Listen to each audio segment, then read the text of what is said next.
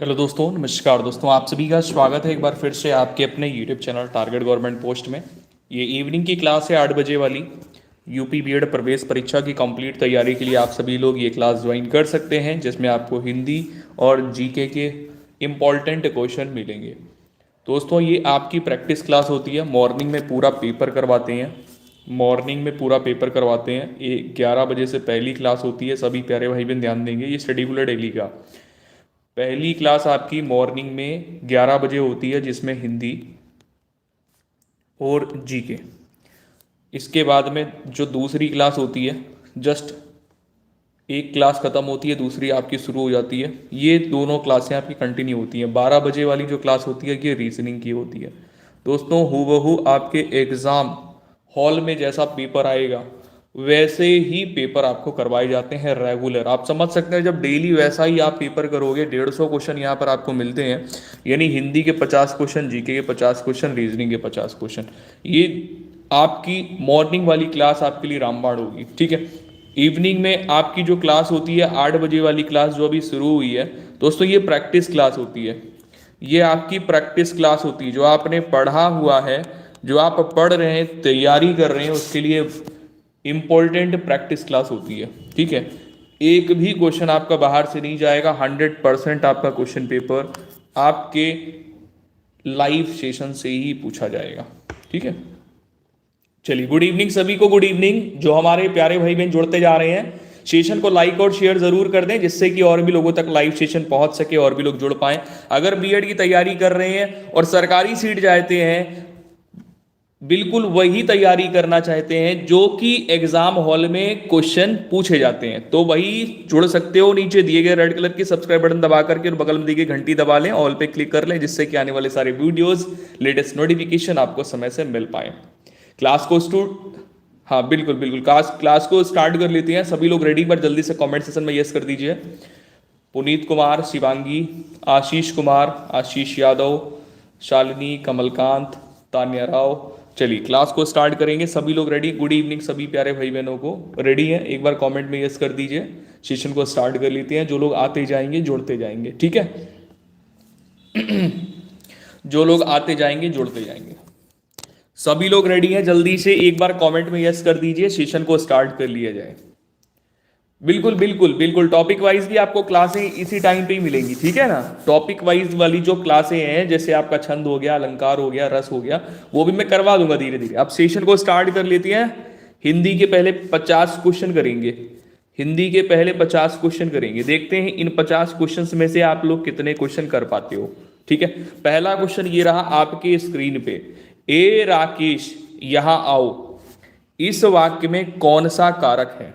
ए राकेश यहां आओ, इस वाक्य में कौन सा कारक है? 4 विकल्प दिए गए, अधिकरण, संबोधन, कर्ता या फिर करण कारक। निम्न में से आपको बताना है सही आंसर आपका क्या होगा। दोस्तों, कारक की अगर बात करें तो आप सभी लोग जानते हैं कि कारक की जो संख्या होती है वो कितनी होती है? 8 होती है, ठीक है। 8 होते हैं कारक। अब बात यहां पर यह आती है कि इस वाक्य में कौन सा कारक है। इस वाक्य में कौन सा कारक है? देखिए, अधिकरण कारक की अगर बात की जाए तो अधिकरण कारक के जो कारक चिन्ह यानी जो परसर्ग होते हैं वो में और पर होते हैं, जो कि यहां पर नहीं मिल रहे हैं। कर्ता कारक की अगर बात करेंगे तो कर्ता कारक का परसर्ग होता है ने आपको यहां कहीं मिल रहा है? वाक्य में नहीं मिल रहा है। इसके बाद में बात करेंगे करण कारक की, तो करण कारक का जो कारक चिन्ह होता है वो होता है से, जो कि यहां पर आपको कोई भी चिन्ह से नहीं मिल रहा है। तो राइट आंसर आपको क्या करना होगा? संबंध बोधक। अब देखिए, संबंध बोधक की जो संबोधन की बात की जाए, संबोधन की जो पहचान होती है संबोधन कारक की, संबंध नहीं है, संबंध बोधक जो कारक होते हैं उसमें का की के होता है, का की के, ठीक है, या फिर ला ली ले, ये इसके संबंध कारक के कारक चिन्ह हैं,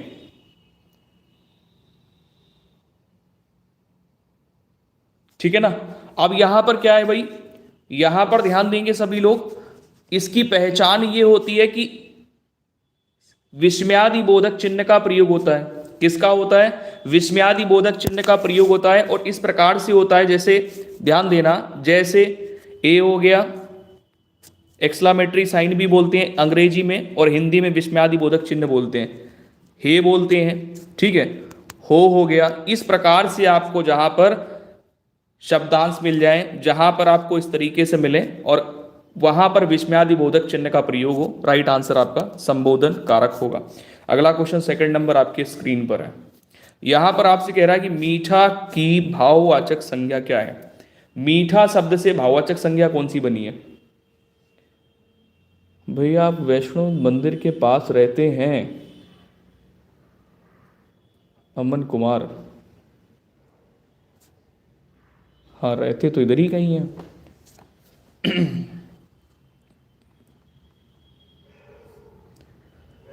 चलिए आ जाइए, देखिए मीठा की भाववाचक संज्ञा आपसे पूछी गई है। भाववाचक संज्ञा यहां पर मीठा की क्या बन जाएगी? मिठास बन जाएगी। क्या बन जाएगी? मिठास। ठीक है, मीठा की भाववाचक संज्ञा मिठास बन जाएगी। अब देखो मिठास बन गई, लेकिन भाववाचक संज्ञा की डेफिनेशन क्या होती है? वे संज्ञा शब्द जिससे व्यक्ति वस्तु के गुण या धर्म, दशा या व्यापार का बोध हो, वहां पर क्या हो? भाववाचक संज्ञा होगी। ठीक है, वहां पर क्या होगी? भाववाचक संज्ञा होगी। यानी जिन शब्दों से किसी व्यक्ति, वस्तु, गुण, धर्म आदि का बोध होता है उसे भाववाचक संज्ञा शब्द कहते हैं। नेक्स्ट क्वेश्चन पे आ जाइए। अगला क्वेश्चन ये रहा, तीसरा नंबर आपके स्क्रीन पे। यहां पर आपसे ये कह रहा है कि मुझे किस प्रकार का सर्वनाम है। मुझे किस प्रकार का सर्वनाम है? मुझे किस प्रकार का सर्वनाम है? दोस्तों मुझे बोले या हम बोले, ठीक है, या मैं बोले, ये किस प्रकार के सर्वनाम होंगे? ये उत्तम पुरुष सर्वनाम होंगे। मध्यम पुरुष की अगर बात करेंगे, मध्यम पुरुष की अगर बात करेंगे तो तुम हो गया, तुम्हें हो गया, तुमसे हो गया, ये मध्यम पुरुष में आएंगे। अन्य पुरुष की बात करेंगे तो जैसे वह हो गया, यह हो गया, वे हो गया, ये अन्य पुरुष में आएंगे। ठीक है, तो मुझे किस प्रकार का सर्वनाम है? उत्तम पुरुष सर्वनाम। तीसरे पे राइट आंसर ए आपका करेक्ट हो जाएगा। नेक्स्ट क्वेश्चन पे आ जाइए। चौथा नंबर क्वेश्चन आपके स्क्रीन पर है। मीरा ने आधा लीटर दूध पी लिया में विशेषण क्या है? मीरा ने आधा लीटर दूध पी लिया में विशेषण क्या है? मीरा ने आधा लीटर दूध पी लिया, यहां पर क्वांटिटी है, मात्रा की बात आ रही है। ध्यान देना, जहां पर मात्रा की बात की जाती है, यहां पे कोई संख्या नहीं है तो संख्यावाचक विशेषण तो होगा ही नहीं। बात आती है सार्वनामिक की, तो यहां पर कोई सर्वनाम शब्द नहीं दिया है, इसलिए सार्वनामिक विशेषण भी नहीं होगा। अब बात यहां पर आती है गुणवाचक की, तो यहां पर कोई क्या गुण भाव दिया गया है? नहीं दिया गया। तो क्या करोगे भैया? परिमाणवाचक विशेषण। और परिमाणवाचक विशेषण की पहचान होती है जहां पर मात्रा दी जाए। तो यहां पर मात्रा दी गई है, इसलिए यहां पर आपका परिमाणवाचक विशेषण होगा। नेक्स्ट क्वेश्चन पे आ जाइए। पांचवा नंबर क्वेश्चन आपके स्क्रीन पे है। यहां पर कह रहा निम्नलिखित में से किस वाक्य में सकर्मक क्रिया है? निम्नलिखित वाक्य में बताना है किसमें सकर्मक क्रिया है। पांचवा नंबर प्रश्न आपके स्क्रीन पर है। सकर्मक क्रिया आपसे यहां पर पूछ रहा है। सही विकल्प आपका यहां पर क्या हो जाएगा? उसने कार बेच दी। यहां पर सकर्मक क्रिया स्पष्ट होती है। ठीक है, बाकी के वाक्यों में अकर्मक क्रिया है, तो राइट आंसर यहां पर हो जाएगा ऑप्शन नंबर सी। अगले क्वेश्चन पे आ जाएंगे। अगला क्वेश्चन यहां पे 6 नंबर है। 6 नंबर क्वेश्चन में आपसे यहां पर यह कर रहा है भैया निम्नलिखित में से कृतवाच्य वाक्य बताइए। निम्नलिखित में से कृतवाच्य वाक्य कौन सा है? ये 4 विकल्प आपकी स्क्रीन पे हैं, जिसमें से पहला विकल्प है जो इसमें कह रहा तुलसीदास ने रामचरितमानस लिखी। दूसरे में कह रहा राम द्वारा रावण को मारा गया। तीसरे में कह रहा कि आज टहलने चला जाए। चौथे में कह रहा छात्रों द्वारा फुटबॉल खेली जाती है। अब कृतवाच्य कहां पर होता है? जहां पर कर्ता की प्रधानता होती है, जहां पर कर्ता की प्रधानता होती है वहां पर कृतवाच्य होता है। तो छठे नंबर वाक्य में कर्ता की प्रधानता किसमें हो रही है? कर्ता की प्रधानता हो रही है दिए गए विकल्प पहले में, यानी तुलसीदास ने रामचरितमानस लिखी। ठीक है, तुलसीदास ने रामचरितमानस लिखी, यहां पर कर्ता की प्रधानता है, इसलिए कृतवाच्य होगा। नेक्स्ट अगले क्वेश्चन पे आ जाइए। अगला क्वेश्चन ये रहा आपकी स्क्रीन पे। यहां पर आपसे पूछा गया है 7 नंबर क्वेश्चन में कि बताइए मैं खाना खा चुका था, इस वाक्य में कौन सा भूतकालिक भेद है। मैं खाना खा चुका था, इस वाक्य में कौन सा भूतकालिक भेद है। बहुत सारे हमारे प्यारे भाई बहन जुड़े हुए हैं, कहना चाहेंगे सेशन अगर आपको हेल्पफुल लग रहा है तो सेशन को लाइक ज़रूर करिए, जिससे कि और भी लोगों तक लाइव सेशन पहुंचाया जा सके और भी लोग जुड़ पाए। दोस्तों 7 नंबर क्वेश्चन पे राइट आंसर क्या होगा, मैं खाना खा चुका था। अच्छा, काम हो चुका था, अब था से तो ये पता चला भूत का तो है, भूत का तो है, लेकिन अब यहां पर देखिए आसन्न भूत कब होता है, जब अभी जस्ट अभी काम खत्म हुआ हो। जैसे मैं बोलता मैंने खाना खा लिया, तो आसन्न भूत होता वहां पे। 7 नंबर पे आपका सही आंसर क्या होगा, काम पूरा हो चुका था, यानी राइट आंसर कर लेंगे पूर्ण भूतकाल, ऑप्शन नंबर डी। बोलो किसको नहीं समझ में आया, बोलो किसको नहीं समझ में आया, किसको नहीं समझ में आया। Good evening, good evening. चलिए सभी लोग भाई सेशन को लाइक जरूर कर दें। जिस प्रकार से मैं आप सभी को भाई 100% देता हूं, तो आपसे भी उम्मीद करता हूं आप लोग भी अपना 100% दिया करें वीडियो को लाइक और शेयर करके। तो जरूर से जरूर थम्स अप करिए। नेक्स्ट क्वेश्चन पे आएंगे। अगला क्वेश्चन ये रहा आपके स्क्रीन पे, 8वां नंबर है। यहां पर आपसे कह रहा किस वर्ण का उच्चारण स्थान कंठ तालु है। किस वर्ण का उच्चारण स्थान कंठ तालु है, किस वर्ण का उच्चारण स्थान कंठ तालु है। दोस्तों कंठ और तालु दोनों की ही बात कर रहा है। राइट आंसर 8वें में आपका क्या हो जाएगा, कंठ और तालु से उच्चारित होने वाले जो वर्ण हैं वो ए और ए, वो ए और ए। ऑप्शन नंबर आपका यहां पर राइट क्या हो जाएगा, ए और ए। सर साइंस क्लास की नोटिफिकेशन नहीं आती है, अंजू देवी। ओके चलिए, और कोई कंप्लेन हो तो ज़रूर मेरे को बताइएगा। देखिए जिनको जिनको नोटिफिकेशन नहीं मिलती है, अगर टेलीग्राम आप यूज़ करते हैं तो टेलीग्राम ज़रूर डाउनलोड कर लीजिए। जो लोग नहीं यूज़ करते हैं, जो लोग यूज़ करते हैं तो टेलीग्राम में आप टारगेट गोप्ट पोस्ट ऑफिशियल सर्च कर लीजिए और उसको ज्वाइन कर लीजिए। वहां से आपको पीडीएफ मिलते रहेंगे। आपकी अगर डिमांड होगी सर हमको 2022 का पेपर चाहिए, 2019 का पेपर चाहिए, 2014 का पेपर 15 का चाहिए, वो सारे पेपर आपकी डिमांड वहां से पूरी होती रहेगी। ठीक है, वो सारी डिमांड आपकी वहां से, मतलब कुछ भी अगर आपको चाहिए तो टेलीग्राम से आपको पीडीएफ के माध्यम से सारी चीजें मिलती रहेंगी। प्रीवियस ईयर क्वेश्चन की क्लासें नहीं मिल रही हैं, सॉल्व पेपर नहीं मिल रहे हैं, तो सारे यहां से आपको मिलते रहेंगे। आर्ट वालों के लिए साइंस की क्लास है। देखिए मेरा कहना क्या है, जो 150 क्वेश्चन बनते हैं ना, 150 क्वेश्चन कौन कौन से, आपके हिंदी, जीके और रीजनिंग, ये सभी के कॉमन सब्जेक्ट हैं। आप चाहे साइंस वर्ग से हो, चाहे आर्ट वर्ग से हो, चाहे कॉमर्स वर्ग से हो, चाहे आप एग्रीकल्चर वर्ग से, किसी भी वर्ग से, ये 150 क्वेश्चन तो आपको करने ही करने हैं।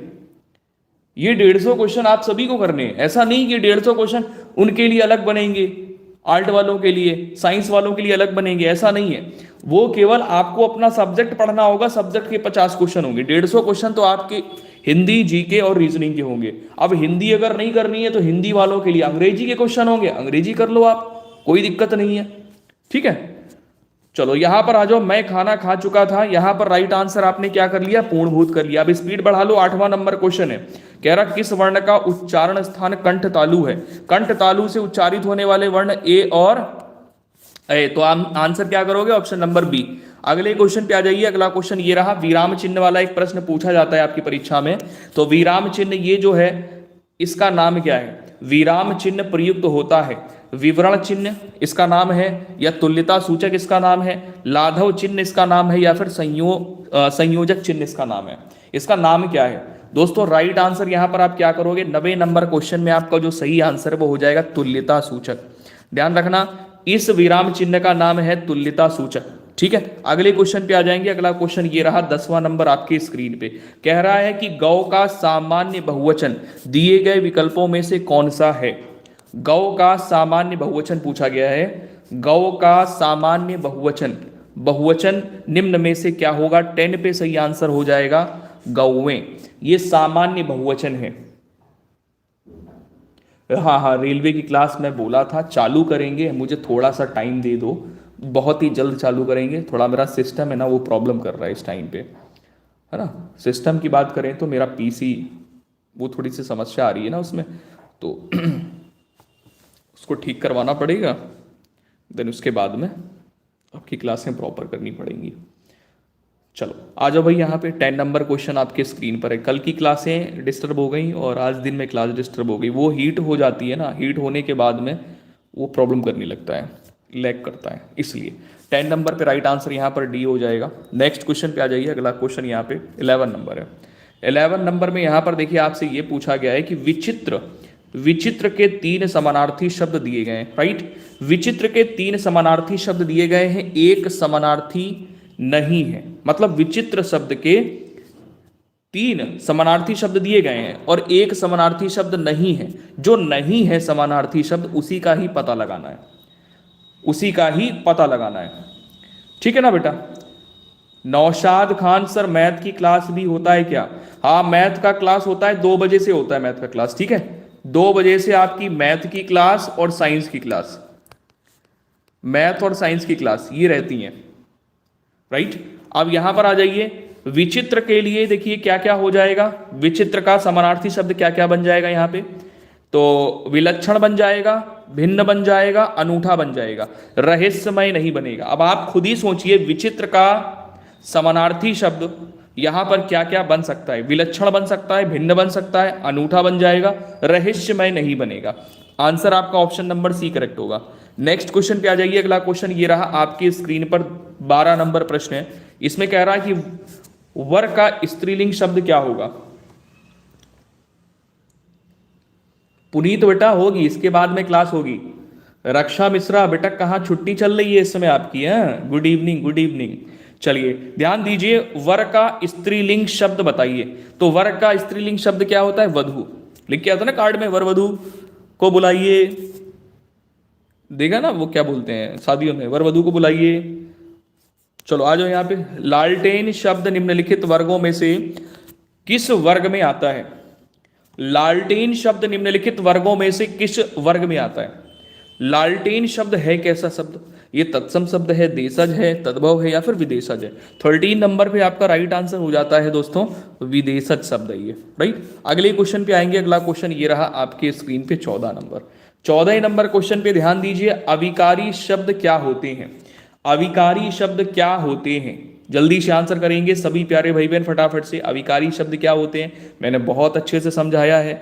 अविकारी शब्द देखिए डेफिनेशन समझ लीजिए। अविकारी शब्द अव्यय को कहते हैं, ठीक है, जिन शब्दों के रूप, लिंग, वचन, कारक के अनुसार, जिन शब्दों के रूप, जिन शब्दों के रूप, लिंग, वचन और कारक के अनुसार नहीं बदलते हैं। मतलब कहने का ये हो गया कि ये बदलते नहीं हैं, राइट। उन्हें हम लोग अविकारी शब्द यानी अव्यय कहते हैं।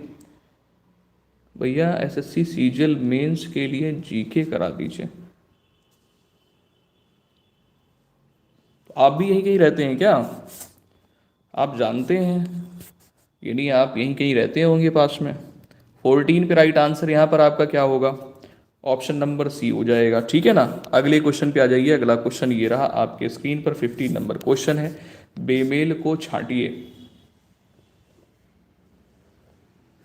एसएससी सीजीएल मेंस के लिए जीके की क्लासें करवा दीजिए। तो जीके की क्लासें तो अभी प्रॉपर शुरू ही नहीं हुई हैं, तो हम आपसे वादा नहीं कर सकते। किशन खुश रहो भाई, खुश रहो। चलिए बेमेल को छांटिए। तो बेमेल का कैसे छांटोगे भाई? देखो समानार्थी शब्द वाला शब्द होगा, एक होगा जो कि समानार्थी शब्द नहीं होगा, उनसे सबसे अलग होगा। 15 नंबर क्वेश्चन में देखो ध्यान से। अब यहां पर बेमेल चीजें तो नहीं दी हैं, लेकिन यहां पर एक चीज दी गई है ये कि किसी एक रचनाकार की रचनाएं दी गई हैं। जैसे यहां पर सेवा सदन, निर्मला और गोदान, ये तीनों किसकी हैं? ये तीनों किसकी रचनाएं हैं? बताओ जल्दी से। ये तीनों किसकी रचनाएं हैं? जल्दी से बताएंगे भैया। सेवा सदन, गोदान और निर्मला, ये प्रेमचंद्र की, किसकी है? प्रेमचंद्र की है, प्रेमचंद्र की। ठीक है। चंद्रकांता किसकी है? चंद्रकांता है देवकी नंदन खत्री की। चंद्रकांता किसकी है? देवकी नंदन खत्री की है। राइट। तो राइट आंसर यहां पर क्या करोगे? ऑप्शन नंबर सी, ये बेमेल हो जाएगा। ये इन तीनों से बिल्कुल अलग है, क्योंकि ये चंद्रकांता की रचना है और सेवा सदन, निर्मला और गोदान ये प्रेमचंद के उपन्यास हैं। नेक्स्ट क्वेश्चन पे आ जाइए। अगला क्वेश्चन ये रहा आपके स्क्रीन पे, 16 नंबर क्वेश्चन है। यहां पर आपसे कह रहा पंच शब्द का अनेकार्थी शब्द कौन सा नहीं है? पंच शब्द का अनेकार्थी शब्द निम्न में से कौन सा नहीं है?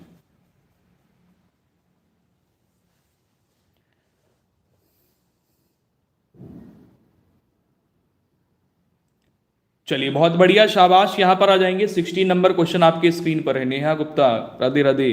16 पे राइट आंसर ऑप्शन नंबर आप क्या करेंगे? डी राइट कर लेंगे, पंचानन। देखिए ध्यान दीजिए, पंच शब्द का अनेकार्थी शब्द कौन सा नहीं है? पंचानन। ग्राम सरपंच होता है पंच का अनेकार्थी शब्द, पांच होता है पंच का अनेकार्थी शब्द, और निर्णय करने वाला भी होता है पंच का अनेकार्थी शब्द। ठीक है। नैन्सी गौतम, गुड इवनिंग बेटा। चलो आ जाओ अगले क्वेश्चन में। 17 नंबर क्वेश्चन आपकी स्क्रीन पर है। यहां पर आपसे कह रहा रिक्त स्थान की पूर्ति कीजिए। ठीक है। रिक्त स्थान की पूर्ति करना है। करत करत अभ्यास के जड़मति होत सुजान। अब यहां पर देखिए मेहनत तो होगा नहीं, जब आपने ये पंक्ति पढ़ी है, आपको पता है, तो इसको पूरा कर दीजिए सुजान करके। ऑप्शन नंबर डी आपका करेक्ट हो जाएगा यहाँ पे। ठीक है। नेक्स्ट क्वेश्चन पे आ जाइए। अगला क्वेश्चन ये रहा 18 नंबर क्वेश्चन आपके स्क्रीन पे है। 18 नंबर क्वेश्चन आपकी स्क्रीन पर है। पूछ रहा है खर शब्द निम्नलिखित में से एक का अर्थ नहीं है। खर शब्द निम्नलिखित में से एक का अर्थ नहीं है। गधा, बाण, तिनका, एक राक्षक। तो राक्षक गलत लिखा है, यहां पे होगा राक्षस। क्या होगा? ये एक राक्षक लिखा है ना यहां पे, तो ये गलत लिखा हुआ है 18 नंबर क्वेश्चन में।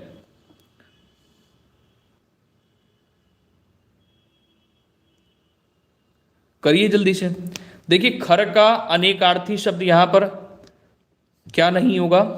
बाण नहीं होगा। बाकी गधा हो जाएगा खर का, तिनका हो जाएगा, और राक्षस हो जाएगा। राक्षस हो जाएगा। ठीक है। तो ऑप्शन नंबर यहां पर आप क्या राइट करोगे? बी सही कर लोगे। चलो नेक्स्ट क्वेश्चन आ जाओ। अगला क्वेश्चन ये रहा आपके स्क्रीन पे। 19 नंबर क्वेश्चन है। अतः शब्द का समानार्थी पहचानिए। अतः शब्द का समानार्थी पहचानिए।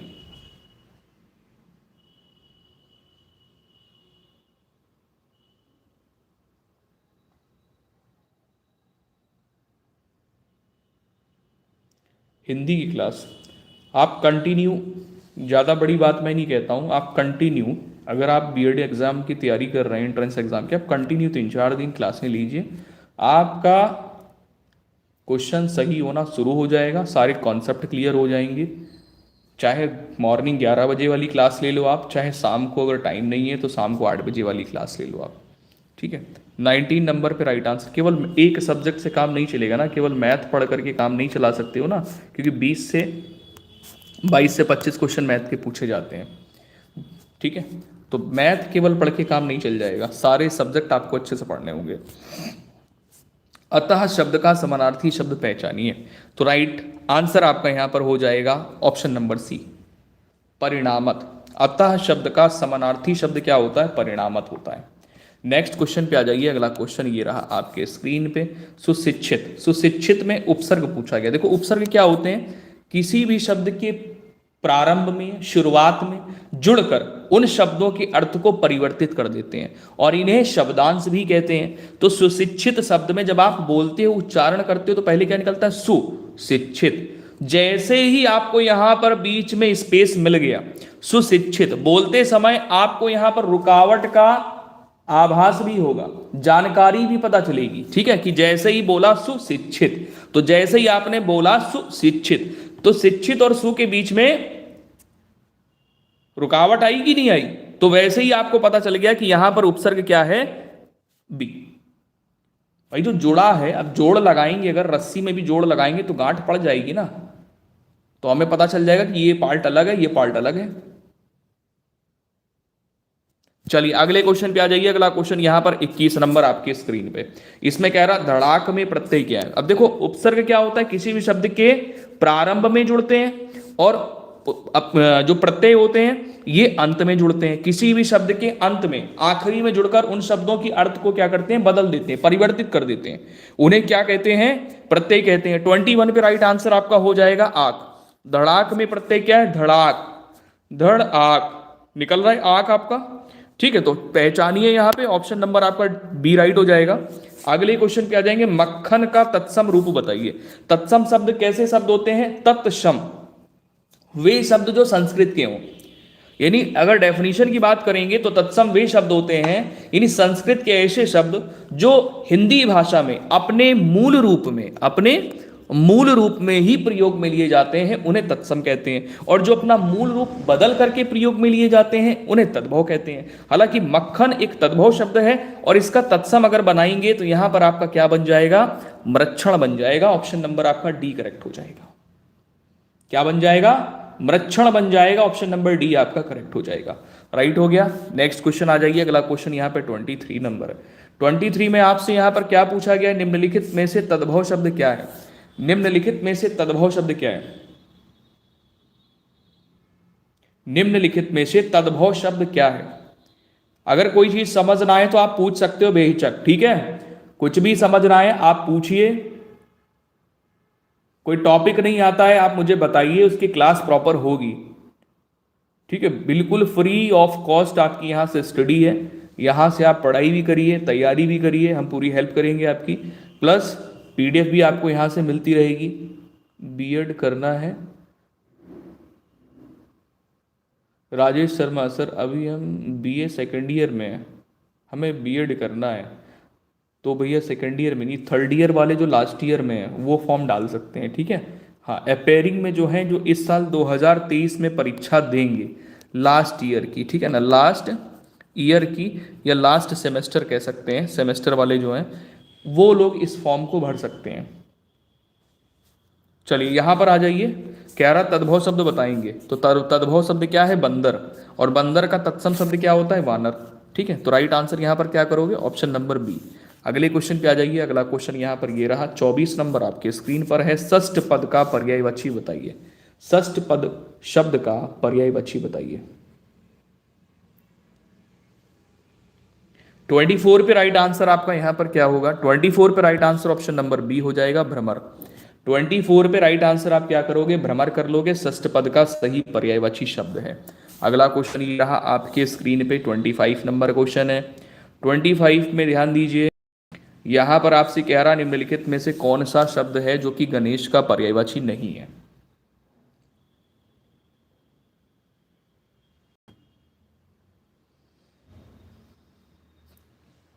कैसा क्लास हो जाता नौशाद अली,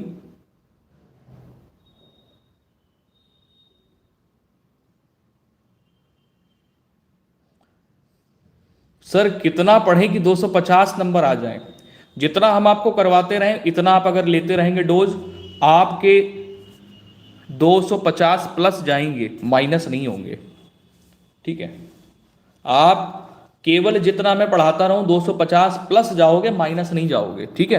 क्योंकि ये जो 150 क्वेश्चन मैं लेके चलता हूं ना, 150 क्वेश्चन हिंदी में आपका एक एक क्वेश्चन आपको पेपर में छपा हुआ मिलेगा, हूबहू वही question.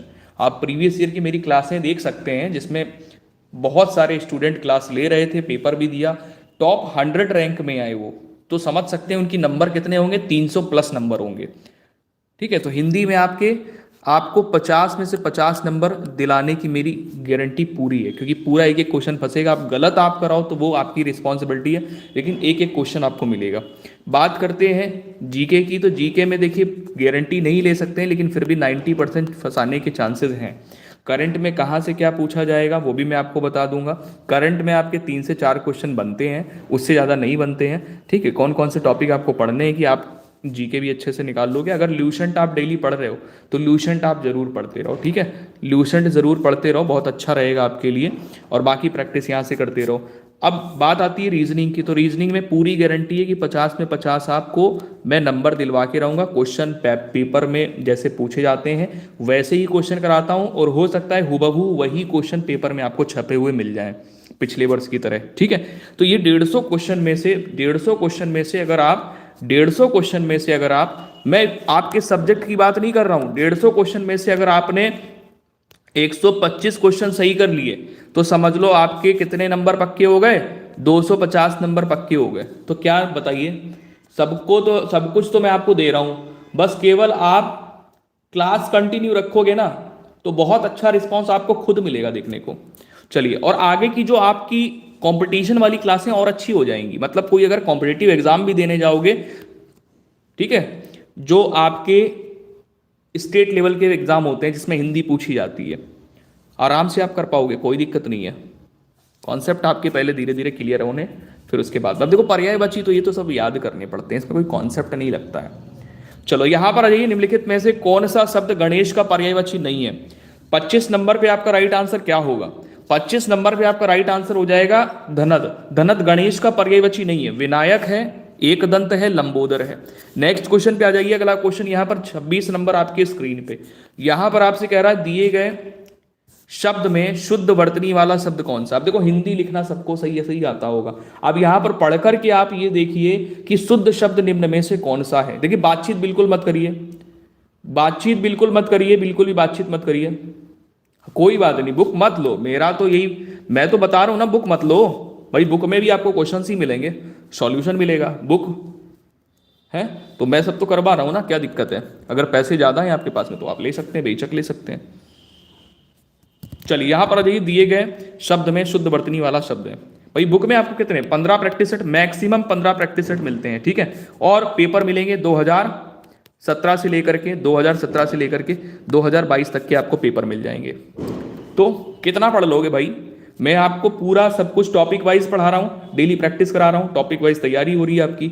Previous year question paper मैं ऑलरेडी पहले से करवा चुका हूं, प्लेलिस्ट बनी हुई है, प्लेलिस्ट में जाओ सब कुछ मिलेगा आपको, ठीक है, एक एक चीज मिलेगी। चलो यहां पर कह रहा दिए गए शब्दों में से शुद्ध वर्तनी वाला शब्द कौन सा पहचानिए। तो 26 में आपका जो राइट आंसर है वो ऑप्शन नंबर सी हो जाएगा, सच्चिदानंद। ये बिल्कुल सही और शुद्ध शब्द है। नेक्स्ट अगले क्वेश्चन पे आ जाइए, अगले क्वेश्चन पे आ जाइए, बातचीत बिल्कुल ना करें, जिसको जो पूछना है सेशन के एंड पे पूछ लेना, मैं सबका रिप्लाई करूंगा। 27 पे आ जाइए, निम्नलिखित में से कौन सा वाक्य शुद्ध है। निम्नलिखित वाक्य जो आपके सामने 4 दिए गए हैं, निम्न में से आपका शुद्ध वाक्य कौन सा है। 4 वाक्यों में से शुद्ध वाक्य पूछा गया है। फूलों की सौंदर्यता दर्शनीय है, उसके बाद इसने बोला कि यहां ताजा और गर्म भैंस का दूध मिलता है, ये क्या शुद्ध है, बिल्कुल शुद्ध नहीं है।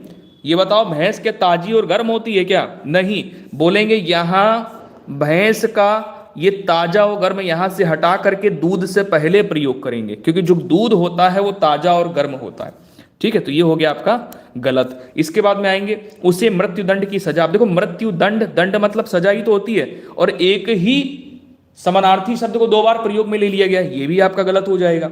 इसके बाद आगे आओ, उपरोक्त में से कोई नहीं, गलत। राइट आंसर आपका 27 में क्या हो जाएगा, ऑप्शन नंबर डी, कोई भी शुद्ध नहीं है, ठीक है, क्योंकि सौंदर्यता और दर्शनीय एक साथ प्रयोग में नहीं लिए जाते हैं। नेक्स्ट क्वेश्चन पे आ जाइए, अगला क्वेश्चन ये रहा आपके स्क्रीन पे, 28 नंबर क्वेश्चन है, निम्नलिखित में से संयुक्त वाक्य का चयन कीजिए। संयुक्त वाक्य क्या होते हैं, संयुक्त वाक्य क्या होते हैं। दो वाक्यों को जोड़ने वाला जो शब्द होता है वो समुच्चय बोधक शब्द होता है, ठीक है। और जहां पर समुच्चय बोधक शब्द का प्रयोग किया जाता है वहां पर संयुक्त वाक्य होता है। इतनी बात आपको केवल गांठ बांध करके रख लेनी है अपने पास। प्रियंका त्रिपाठी, खुश रहो बेटा। सर क्या मेरा सही है, देखिए आंसर करते रहिए, हम देख रहे हैं, सबके आंसर देख रहे हैं, ठीक है, कितने लोग जुड़े हुए हैं, कैसा क्या है, कौन कौन आंसर कर रहा है, कौन कौन आंसर नहीं कर रहा है। तो आंसर सभी लोग करिए, ठीक है, बिल्कुल संकोच मत करना, नहीं आता है तो आने लगेगा धीरे धीरे, कोई सीख के नहीं आता है, ठीक है। 28 पे राइट आंसर क्या करोगे, ऑप्शन नंबर सी कर लोगे, उसने खाना खाया और सो गया। उसने खाना खाया एक वाक्य ये है, और सो गया, और का प्रयोग इन दोनों वाक्यों को जोड़ने के लिए किया गया है। तो राइट आंसर यहां पर हो जाएगा ऑप्शन नंबर सी। अगला क्वेश्चन ये रहा आपके स्क्रीन पर, यहां पर वाक्य खंड दिए गए। वाक्य खंड का मतलब ये होता है कि वाक्यों के टुकड़े, वाक्यों के टुकड़े मतलब एक वाक्य है उसके टुकड़े, वाक्यों के नहीं, एक वाक्य के टुकड़े। अब इसमें क्या है ना, इसको जोड़ करके एक सही क्रम में जोड़ करके आपको सार्थक वाक्य बनाना है जो सही वाक्य बन जाए। देखो यहां पर क्या है कि पहले इसने बोला है कि जो क्रमांक पहला है वाक्यांश का और जो छठा है ये अपने स्थान पे ही रहते हैं। आपको या, रा, ला और वा की संख्या में जो दिए गए शब्दांश हैं इन अंशों को आपको उचित क्रम में लगाना है, क्योंकि ये उचित क्रम में नहीं है। तो ध्यानपूर्वक पढ़िए और उचित विकल्प का चुनाव करिए। तो यहां पर देखिए सकारात्मक सोच, ध्यान देना 29 नंबर क्वेश्चन में कि सकारात्मक सोच ही जीवन की सार्थकता है। ठीक है, और सार्थकता ही सफलता है और सफलता ही सार्थकता है। तो ऑप्शन नंबर आपका यहां पर बी बिल्कुल सही हो जाएगा। Anshika Yadav good evening, Prince good evening, बहुत लेट कर दिया क्लास ज्वाइन करने में। चलो अगले क्वेश्चन पे आ जाइए। 30 नंबर क्वेश्चन आपके स्क्रीन पर है। 30 नंबर क्वेश्चन में कह रहा वाक्य के अशुद्ध भाग यानी जो इसमें त्रुटि है, त्रुटि वाला भाग बोला जाता है अशुद्ध भाग, का चयन कीजिए। यदि कोई त्रुटि नहीं है तो आप ऑप्शन नंबर डी पकड़ सकते हैं। हालांकि यहां पर देखते हैं कि कोई त्रुटि मिल रही कि नहीं मिल रही है। तो वाक्य यहां पर वाक्य खंडों में दिया गया है। कह रहा है कि धनवान को व्यर्थ और बेकार। अब देखो व्यर्थ का भी प्रयोग किया, बेकार का भी प्रयोग किया, तो ये दोनों शब्द एक ही वाक्य में क्या आ सकते हैं? नहीं आ सकते हैं। बताओ आ सकते हैं? ये 30 नंबर पे व्यर्थ और बेकार एक साथ प्रयोग में नहीं लिए जाते हैं। तो यहां पर हो जाएगा कि धनवान को व्यर्थ सहायता देकर कोई लाभ ना होगा। तो यहां पर ये जो बी वाला है वाक्यांश, इसको करेंगे सही क्योंकि इसमें है त्रुटि।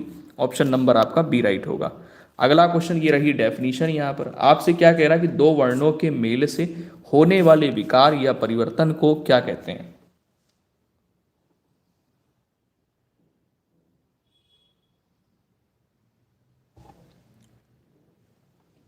सभी प्यारे भाई बहन आंसर करेंगे। ध्यान दीजिए, दो वर्णों के मेल से बनने वाले शब्द को कह सकते हैं, या जो विकार उत्पन्न होता है, या ये कह सकते हैं जो परिवर्तन होता है उसे क्या कहते हैं? तो 31 नंबर पे राइट आंसर हो जाएगा, उसे संधि कहते हैं। संधि वर्णों के मेल से बनती है, ठीक है। और शब्दों के मेल से कौन बनता है? समास बनता है, ठीक है। चलिए अगले क्वेश्चन पे आ जाएंगे। अगला क्वेश्चन ये रहा 32 नंबर आपके स्क्रीन पे। 32 नंबर में कह रहा है कि सत्याग्रह का सही संधि विच्छेद क्या है? सत्याग्रह का सही संधि विच्छेद क्या है? प्रियंका वर्मा गुड इवनिंग, बेटा लेट हो गए आप। चलो सत्याग्रह का सही संधि विच्छेद क्या है? 32 नंबर पे राइट आंसर यहां पर क्या होगा? तो सत्य धन आग्रह इसका सही संधि विच्छेद बनेगा 32 नंबर पे। सत्य धन आग्रह यहां पर सही संधि विच्छेद आपका बन जाएगा।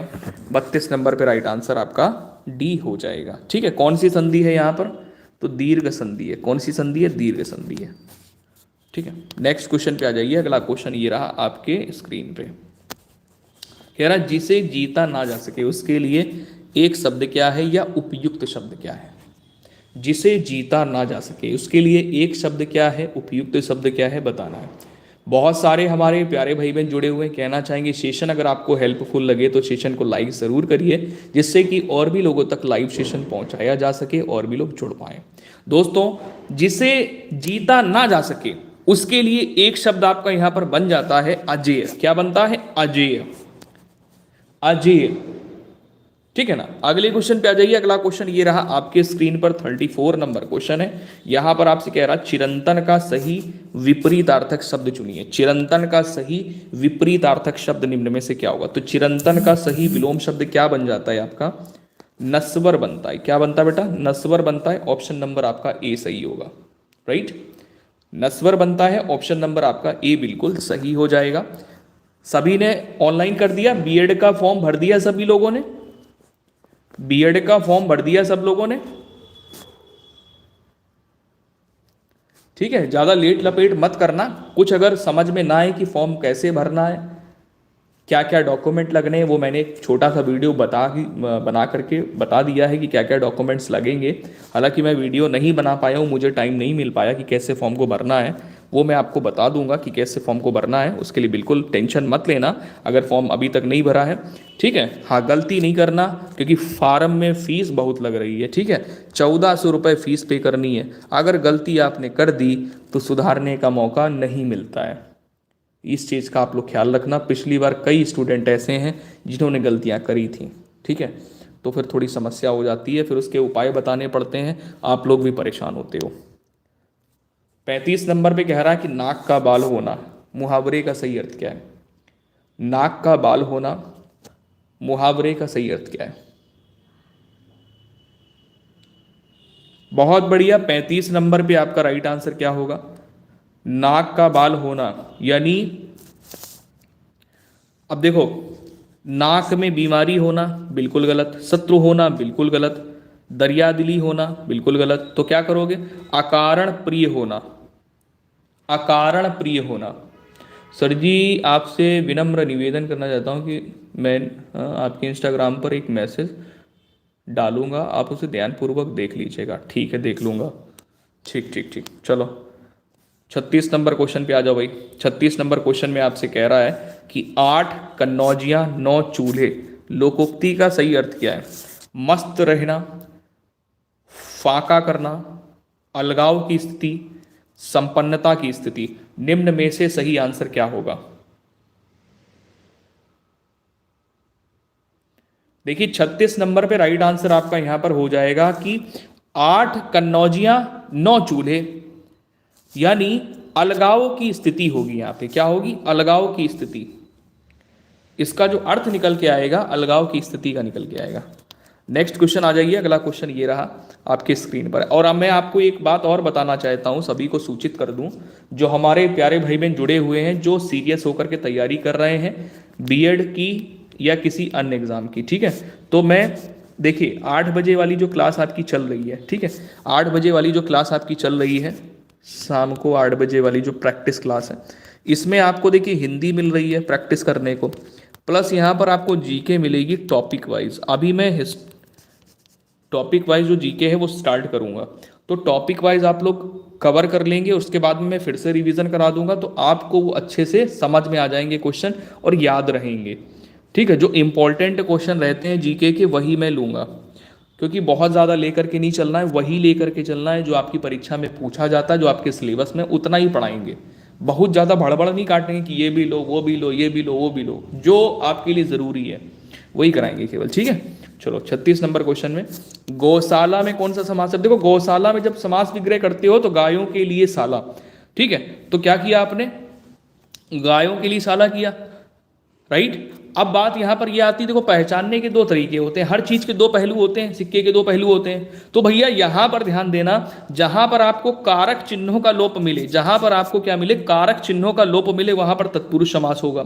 तो के लिए आ गया, समास विग्रह किया आपने, जैसे ही आपका विग्रह यहां पर हुआ तो क्या बन गया? गायों के लिए शाला। तो यहां पर के लिए क्या हो गया भाई? समास विग्रह करने पर के लिए आपको क्या मिल गया? कारक चिन्ह मिल गया। कारक चिन्ह का यहाँ पे लोप हो रहा है। जब कारक चिन्ह का लोप होता है तो वहां पर क्या होता है? तत्पुरुष समास, ठीक है। अब दूसरा तरीका यहां पर यह है कि यहां पर प्रथम पद ये है, द्वितीय पद ये है, यानी पूर्व पद और उत्तर पद। तो जो उत्तर पद यहां पर आपको मिल रहा है, ये दोस्तों क्या होता है? उत्तर पद होता है प्रधान। जहां पर उत्तर पद प्रधान होता है वहां तत्पुरुष समास होता है, ठीक है। गाय के लिए रहे, गाय के लिए शाला, यानी गाय के लिए रहने का स्थान, ये इसका अर्थ होगा। चलो अगले क्वेश्चन पे आ जाइए। अगला क्वेश्चन यहाँ पर, अच्छा और भी समझ लो, और भी समझ लो। देखो द्विगु समास कैसे पता चलता है? द्विगु समास में क्या होता है कि जो पूर्व पद होता है ये संख्यावाची होता है। कैसा होता है? ये संख्यावाची होता है, ठीक है। द्वंद्व समास में क्या होता है कि यहां पर पूर्व पद और उत्तर पद दोनों के दोनों क्या होते हैं? प्रधान होते हैं। दोनों के दोनों क्या होते हैं? प्रधान होते हैं, ठीक है। ये इसका पहचानने का तरीका है। दूसरी बात यह है कि अव्ययी भाव पहचानने का तरीका क्या है? तो अव्ययी भाव पहचानने का तरीका यह कि इसमें पूर्व पद जो होते हैं, जो पूर्व पद होते हैं वो क्या होते हैं? प्रधान होते हैं और अव्यय भी होते हैं। क्या होते हैं? अव्यय। तो अव्यय पहचानने लगोगे तो आपको आने लगे कि अच्छा ये अव्यय है, तो ये अव्ययी भाव समास हो गया। चलो अगले क्वेश्चन पे आ जाइए। अगला क्वेश्चन 38 नंबर आपकी स्क्रीन पे। यहां पर आपसे कह रहा है किस रस को रसराज कहा जाता है। मोस्ट इंपॉर्टेंट क्वेश्चन है ये, किस रस को रसराज कहा जाता है।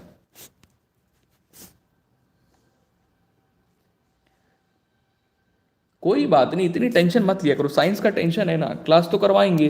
2 बजे आज क्लास आपकी साइंस की नहीं हो पाई थी, ठीक है। तो जो बच्चे साइंस वाले हैं वो इस क्लास के खत्म होने के बाद में वो वाला इवेंट ज्वाइन कर लेना, क्योंकि 2 बजे का इवेंट लगा हुआ है, तो वो क्लास मैं कराऊंगा। आज साइंस की क्लास हो नहीं पाई थी आपकी, ठीक है। तो यहाँ पर 38 नंबर में आपसे कह रहा है कि रसराज कौन सा रस है। तो सभी को ध्यान रखना है कि रसराज किसको बोला जाता है, श्रृंगार रस को कहते हैं। किसको बोलते हैं, श्रृंगार रस को रसराज बोलते हैं, ठीक है। श्रृंगार रस के 2 भेद होते हैं, कौन कौन से, संयोग और वियोग।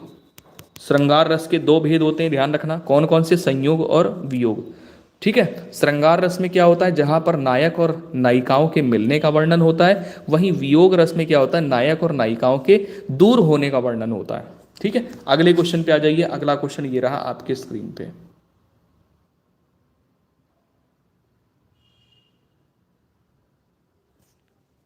थर्टी 39 नंबर क्वेश्चन है, छंद से संबंधित गणों की संख्या। छंद से संबंधित गणों की संख्या।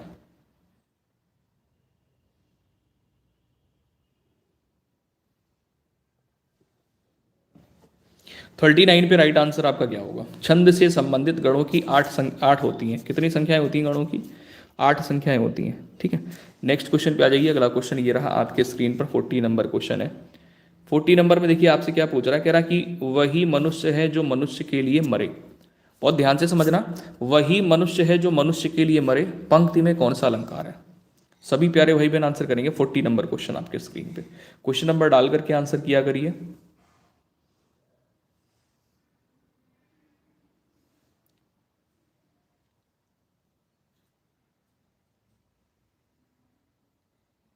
बहुत बढ़िया, शाबाश। 40 नंबर पे राइट आंसर क्या हो जाएगा, वही मनुष्य है जो मनुष्य के लिए मरे।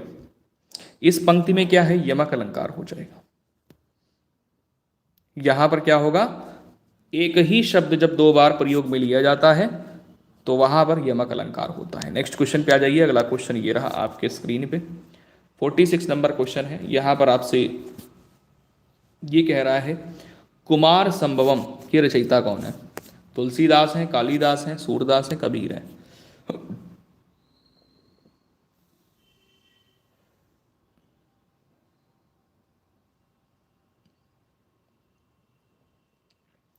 दोस्तों 46 पे राइट आंसर आपका यहां पर हो जाएगा कुमार संभवम। ये तुलसीदास की रचना है। किसकी है,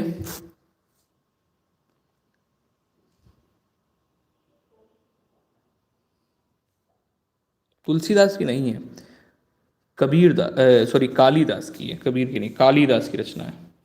कुमार संभवम किसकी है, कालिदास की है, ठीक है। कालिदास की है दोस्तों, ध्यान देना, कालिदास यहाँ पे आपका सही आंसर होगा, ठीक है। चलिए नेक्स्ट क्वेश्चन पे आ जाइए। अगला क्वेश्चन यहाँ पर ये रहा आपके स्क्रीन पर, very very important question 47 number. यहाँ पर आपसे कह रहा नाटक स्कंदगुप्त की रचना किसने की है। नाटक स्कंदगुप्त की रचना किसने की है, चलिए बता तो दिया। यहाँ पर कुमार संभवम किसकी है, कालिदास की है, तो सही तो है, क्या दिक्कत आ गई। चलो आ जाओ भाई, नाटक स्कंदगुप्त की रचना किसने की है, तो 47 पे आपका सही आंसर क्या होगा, जयशंकर प्रसाद। और जयशंकर प्रसाद की और भी अन्य रचनाएं बहुत इंपॉर्टेंट हैं, जैसे ध्रुव स्वामिनी हो गया, चंद्रगुप्त हो गया, स्कंदगुप्त हो गया, चंद्रगुप्त हो गया है, ये आपको पता होनी चाहिए सारी। चलो अगले क्वेश्चन पे आ जाइए। विनय पत्रिका, विनय पत्रिका, विनय पत्रिका किसकी रचना है, विनय पत्रिका किसकी रचना है, तुलसीदास की रचना है विनय पत्रिका, ठीक है। किसकी रचना है, तुलसीदास की। ऑप्शन नंबर ए विनय पत्रिका हो गया, कवितावली हो गया, दोहावली हो गया, गीतावली हो गया, रामचरितमानस, ये सभी तुलसीदास की रचना है।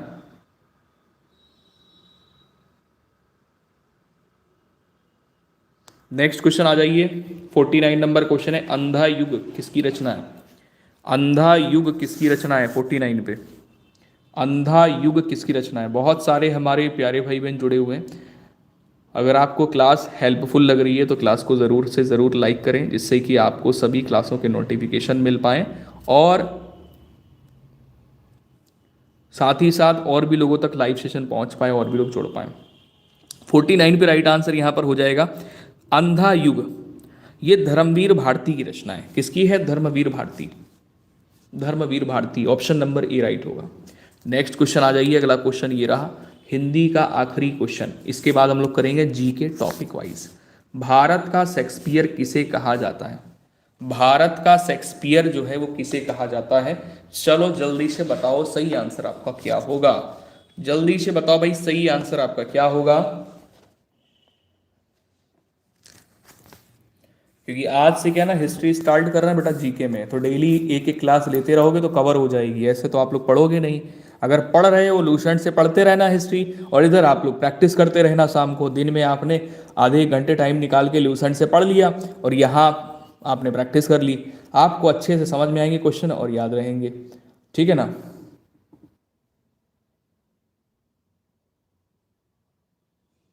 चलिए, तो 50 नंबर पे राइट आंसर है आपका। क्या करोगे? भारत का शेक्सपियर किसे कहा जाता है?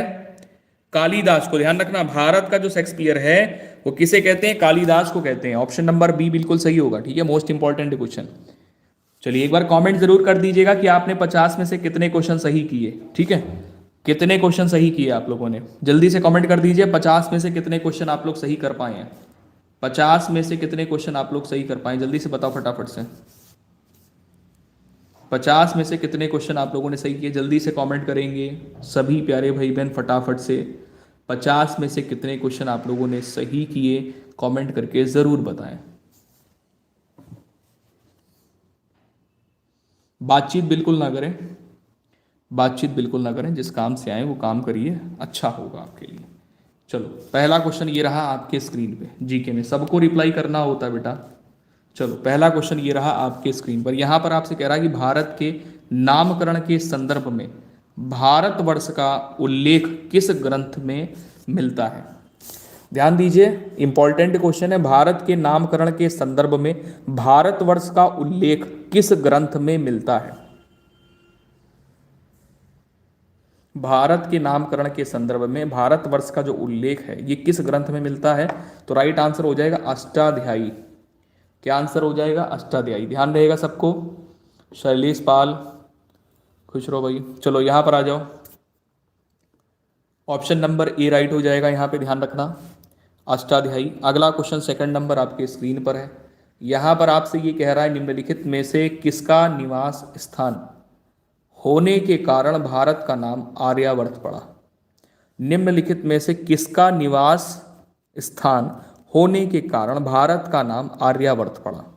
Bharat, Arya, Dravid, Dushyant. Most important live session है आपके लिए। यहाँ पर आपको जो क्वेश्चन मिल रहे हैं हिस्ट्री के वेरी वेरी इंपॉर्टेंट क्वेश्चन है। ये मैं केवल आपका एक पर्टिकुलर एग्जाम लेके नहीं चल रहा हूँ कि बीएड की ही तैयारी आप लोग कर रहे हैं।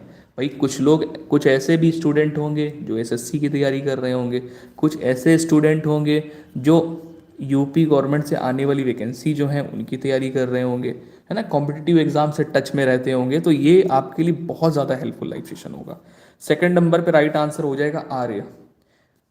किसका निवास स्थान होने के कारण, यानी आर्य का निवास स्थान होने के कारण भारत का नाम आर्यावर्त पड़ा। नेक्स्ट क्वेश्चन पे आ जाइए। तीसरा नंबर क्वेश्चन आपके स्क्रीन पर है। यहां पर आपसे ये कह रहा है पुरातात्विक विधा का अभिप्राय क्या है? किससे है? पुरातात्विक विधा का जो अभिप्राय है दोस्तों ये है शिलालेखों का अध्ययन से। पुरातात्विक विधा का जो अभिप्राय है ये किससे है? शिलालेखों का अध्ययन। नेक्स्ट क्वेश्चन पे आ जाइए। अगला क्वेश्चन ये रहा आपके स्क्रीन पे। यहां पर आपसे ये कह रहा चौथे नंबर क्वेश्चन में कि बताइए निम्नलिखित में से किसने खरोष्टी लिपि को पढ़ा था? चलिए बहुत अच्छा क्वेश्चन है। बताइए निम्न में से किसने खरोष्टी लिपि को पढ़ा था? 4 विकल्प आपके स्क्रीन पर हैं जिसमें सही आंसर हो जाएगा जेम्स प्रिंसेप।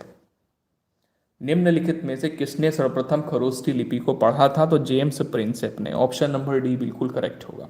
नेक्स्ट क्वेश्चन पे आ जाइए। अगला क्वेश्चन ये रहा आपके स्क्रीन पे। यहां पर आपसे कह रहा सिक्के के अध्ययन को क्या कहा जाता है, सिक्के के अध्ययन को क्या कहा जाता है। 5वां नंबर क्वेश्चन आपकी स्क्रीन पे क्या होगा दोस्तों, सिक्के के अध्ययन को अगर पूछा जाए तो सिक्के के अध्ययन को कहा जाता है, तो ऑप्शन नंबर डी राइट हो जाएगा, न्यूमिस्मेटिक्स। क्या होगा, न्यूमिस्मेटिक्स। ऑप्शन नंबर आपका डी राइट होगा। अगले क्वेश्चन पे आ जाइए। अगला क्वेश्चन बहुत ही ज़्यादा इंपॉर्टेंट क्वेश्चन है, हालांकि बीएड में ये पूछा गया है, बीएड में ये पूछा गया है, इस पे मत जाना, ठीक है। हाँ, सबसे पुराना वेद कौन सा है, सबको पता होना चाहिए कि सबसे पुराना जो वेद है दोस्तों ये है ऋग्वेद, सबसे पुराना वेद है, राइट। अगले क्वेश्चन पे आ जाएंगे। अगला क्वेश्चन यहाँ पे 7वां नंबर आपके स्क्रीन पर है। यहाँ पर आपसे ये पूछ रहा है कि बताइए ऋग्वेद में सबसे पवित्र नदी का जिक्र था, जिसमें से सरस्वती नदी है, गंगा नदी है, यमुना नदी है कि सिंधु नदी है। इसमें आपसे ये कह रहा है कि ऋग्वेद में सबसे पवित्र नदी का जिक्र था, जिसका नाम क्या है 7वें नंबर पे। तो राइट आंसर यहां पर हो जाएगा सरस्वती, सरस्वती नदी। 7 पे ऑप्शन नंबर ए राइट होगा। नेक्स्ट क्वेश्चन पे आ जाइए। अगला क्वेश्चन ये रहा आपके स्क्रीन पे है। यहां पर आपसे कह रहा शास्त्रीय संगीत के सिद्धांत की विवेचना की गई है, ऋग्वेद में की गई है, अथर्ववेद में की गई है, या यजुर्वेद में, या सामवेद में। किस में की गई है, ऋग्वेद में, अथर्ववेद में, यजुर्वेद में, सामवेद में। तो शास्त्रीय संगीत के सिद्धांत की जो विवेचना है ये सभी लोग ध्यान रखेंगे सामवेद में की गई है। संगीत से ध्यान रखना, सामवेद कभी गलत नहीं होगा, संगीत से ध्यान रखना, सामवेद कभी गलत नहीं होगा। सर आज साइंस की क्लास नहीं हुई थी, अभी इस क्लास के ख़त्म होने के बाद में साइंस की क्लास मैं करवा दूंगा, जो कि 2 बजे का इवेंट लगा हुआ है। क्लास नहीं हो पाई क्योंकि सिस्टम नहीं चल रहा था, सिस्टम वर्क नहीं कर रहा था, इस चक्कर से आपकी क्लास लेट हो गई। फिर जब बहुत ज़्यादा लेट हो गई तो फिर मैंने नहीं कराई वो, फिर मैं दूसरे काम में व्यस्त हो गया। चलिए अगले क्वेश्चन पे आ जाएंगे। अगले क्वेश्चन पे आएंगे, 9वां नंबर आपके स्क्रीन पे है। यहाँ पर आपसे ये कह रहा है 9वें नंबर क्वेश्चन में कि भैया शुक्ल यजुर्वेद एवं कृष्ण यजुर्वेद का संबंध किस वेद से है।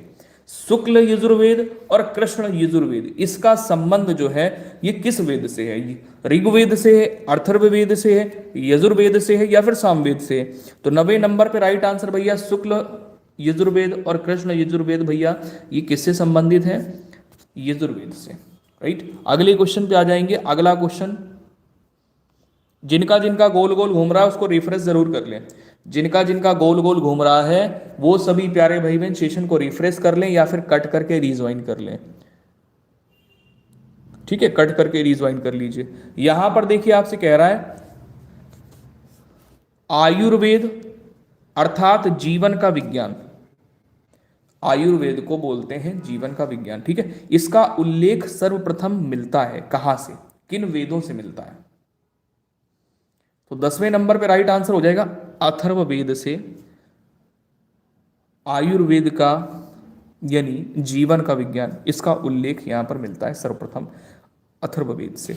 नेक्स्ट क्वेश्चन पे आ जाइए। अगला क्वेश्चन ये रहा आपके स्क्रीन पे, 11वां नंबर क्वेश्चन है। इसमें कह रहा है कि किस वेद में सभा को नरिष्ट अर्थात सामूहिक वाद विवाद या अनुल्लंघनीय कहा गया है। 11वें पे राइट आंसर डी हो जाएगा, अथर्ववेद को। अगला क्वेश्चन ये रहा आपके स्क्रीन पे। देखो त्रयी जो है ये पूछा जा चुका है, बहुत अच्छा क्वेश्चन है, बीएड में ये भी पूछा जा चुका है कि बताइए त्रयी से क्या अभिप्राय है, मतलब त्रयी से आप क्या समझते हैं। देखिए बताइए जल्दी से, इससे आप क्या समझते हैं। इससे आपको ये ज्ञान होता है, ये पता चलता है कि तीनों वेदों का, त्रयी का अर्थ होता है तीनों वेदों का, ठीक है ना। क्या अर्थ होता है, तीनों वेदों का। अगला क्वेश्चन ये रहा आपके स्क्रीन पे है, 13 नंबर। यहां पर आपसे कह रहा है जीविकोपार्जन, क्या है, जीविकोपार्जन हेतु वेद वेदांग पढ़ाने वाला अध्यापक कहलाता था। क्या कह रहा है? जीविकोपार्जन हेतु वेद वेदांग पढ़ाने वाला अध्यापक कहलाता था। 13 पे सही आंसर आपका क्या होगा? 13 पे सही आंसर हो जाएगा उपद क्या बोलेंगे? उपाध्याप उपाध्याय बोलेंगे, ठीक है, उपाध्याय उपाध्याय बोलेंगे। नेक्स्ट क्वेश्चन पे आ जाइए। 14 नंबर क्वेश्चन आपके स्क्रीन पे। यहां पर आपसे कह रहा है कि सतपथ ब्राह्मण में उल्लिखित राजा विदेह माधव से संबंधित ऋषि थे। सतपथ ब्राह्मण में उल्लिखित राजा विदेह माधव से संबंधित ऋषि थे। उनका नाम था ऋषि गौतम राहुगण। पूरा नाम था ऋषि गौतम राहुगण। नेक्स्ट क्वेश्चन पे आ जाएंगे। अगला क्वेश्चन ये रहा आपके स्क्रीन पे। 15 नंबर क्वेश्चन है। यहाँ पर आपसे पूछ रहा है उपनिषद शब्द का शाब्दिक रूप से अर्थ होता है। उपनिषद शब्द का शाब्दिक रूप से अर्थ होता है। तो 15 पे सही आंसर क्या होगा? पास बैठना। उपनिषद शब्द का शाब्दिक रूप से अर्थ होता है पास बैठना, राइट। अगले क्वेश्चन पे आ जाएंगे। अगला क्वेश्चन ये रहा आपके स्क्रीन पर है 16 नंबर। यहाँ पर आपसे 16 नंबर में क्या रहा है देखो।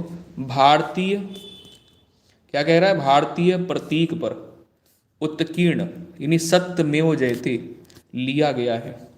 भारतीय प्रतीक पर उत्कीर्ण सत्यमेव जयते लिया गया है। सत्यमेव जयते कहाँ से लिया गया है बस इतना बताइए, क्योंकि ये पूछा जा चुका है बीएड में, ठीक है, इस पे मत जाइएगा, ठीक है। 16 नंबर पे right answer option number C हो जाएगा, मुंडकोपनिषद से। नेक्स्ट क्वेश्चन पे आ जाइए। अगला क्वेश्चन ये रहा आपके स्क्रीन पर 17 नंबर है। यहां पर आपसे ये कह रहा है 17 नंबर में क्या कह रहा है कि निम्नलिखित में से किस एक वैदिक साहित्य में मोक्ष की चर्चा मिलती है? किस एक वैदिक साहित्य में मोक्ष की चर्चा मिलती है? 17 पे राइट आंसर क्या हो जाएगा? उपनिषद होगा। ऑप्शन नंबर डी यहां पे राइट हो जाएगा। उपनिषद से मोक्ष की चर्चा मिलती है। अगला क्वेश्चन यहां पर 18 नंबर है। यहां पर आपसे ये पूछ रहा है सत्यकाम। क्या पूछ रहा है? सत्यकाम। सत्यकाम जाबाल की कथा जो अनब्याही मां ध्यान देना, अनब्याही मां होने के लांछन को चुनौती देती है, उल्लेखित है। सत्यकाम जाबाल की कथा जो अनब्याही मां होने के लांछन को चुनौती देती है, उल्लेखित है किस उपनिषद में? तो ये तो बहुत आसान सा आंसर आपका हो जाएगा, छांदयोग उपनिषद। क्या है? Chandogya Upanishad, option number C. Next question पे आ जाएंगे। अगला क्वेश्चन ये रहा 19 नंबर आपके स्क्रीन पर है। उपनिषद से देखिए क्वेश्चन अगर बनेगा तो इन्हीं में से ही पूछा जाएगा, इससे बाहर से नहीं पूछा जाएगा, ठीक है। हाँ, तो यहाँ पर देखिए क्या है, यज्ञवल्क्य गार्गी संवाद का वर्णन किस उपनिषद में मिलता है? तो 19 पे राइट आंसर हो जाएगा Brihadaranyaka Upanishad. Brihadaranyaka Upanishad, option number A right हो जाएगा। नेक्स्ट क्वेश्चन पे आ जाइए। अगला क्वेश्चन ये रहा आपके स्क्रीन पर है, तमसो मां ज्योतिर्गमय। तमसो मां ज्योतिर्गमय कथन है मूल्यता उपनिषदों का है, पुराणों का है, महाकाव्यों का है, या फिर षष्ठ दर्शन का है? तो ये जो कथन है ये उपनिषदों का है। नेक्स्ट क्वेश्चन आ जाइए। अगला क्वेश्चन यहाँ पर 21 नंबर आपके स्क्रीन पर है। इसमें आपसे कह रहा है कि किस उपनिषद में देवकी पुत्र कृष्ण को घोर अंगिरस के रूप में उल्लिखित किया गया है?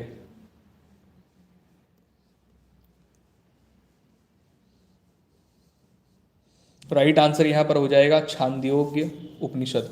अगर आप बिहार बीएड की भी तैयारी कर रहे हैं, राजस्थान बीएड की तैयारी कर रहे हैं, तो आपके लिए भी ये बेस्ट क्लास होगी, ठीक है। ये मत सोचिएगा कि यूपी बीएड की ही क्लास है केवल, आपके लिए भी बहुत इंपॉर्टेंट होगी। यहाँ पर आ जाइए 22 नंबर क्वेश्चन है, प्रथम विधि निर्माता कौन है? मोस्ट इंपॉर्टेंट क्वेश्चन, प्रथम विधि निर्माता कौन है। और ये सबसे ज़्यादा इंपॉर्टेंट तो आर्ट वाले स्टूडेंट के लिए है, क्योंकि आर्ट वाले स्टूडेंट में जो सब्जेक्ट वाला पेपर होगा उसमें भी आपको जीके ही मिलनी है। चलो यहाँ पर आ जाएंगे 22 नंबर क्वेश्चन में। राइट आंसर आप क्या करोगे, ऑप्शन नंबर ए कर लोगे, मनु। नेक्स्ट क्वेश्चन पे आ जाइए। देखो प्रथम विधि निर्माता कौन है, मनु। अगला क्वेश्चन ये रहा आपके स्क्रीन पर 23 नंबर।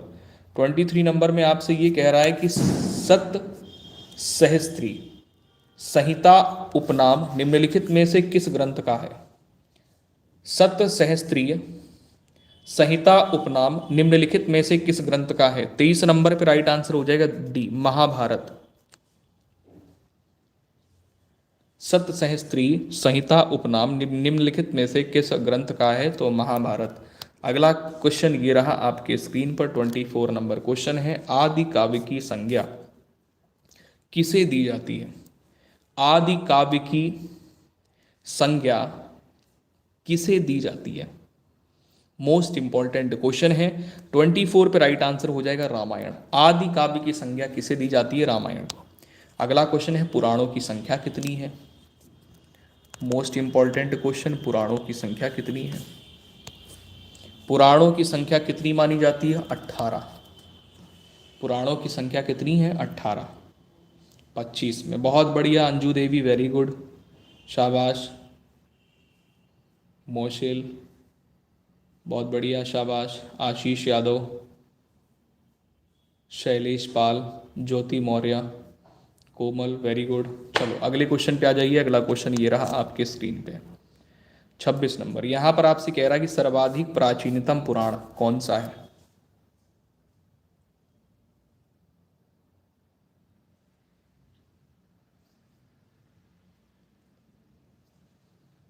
छब्बीस नंबर पे राइट आंसर बताएंगे अमित कुमार यादव। ऑप्शन नंबर ए के साथ में जा रहे हैं। बिल्कुल सही आंसर है मत्स्य पुराण, जो कि सर्वाधिक प्राचीनतम पुराण है। मोस्ट इंपॉर्टेंट क्वेश्चन है। अगले क्वेश्चन पे आ जाएंगे। अगला क्वेश्चन यहाँ पे 27 नंबर है। यहाँ पर आपसे कह रहा है कि जैन साहित्य को समग्र रूप से क्या कहा जाता है। जैन साहित्य को समग्र रूप से क्या कहा जाता है। 27 पे राइट आंसर आपका हो जाएगा ऑप्शन नंबर ए, आगम। क्या कहा जाता है, आगम कहा जाता है। नेक्स्ट क्वेश्चन पे आ जाएंगे। अगला क्वेश्चन यहाँ पर ये रहा 28 नंबर है।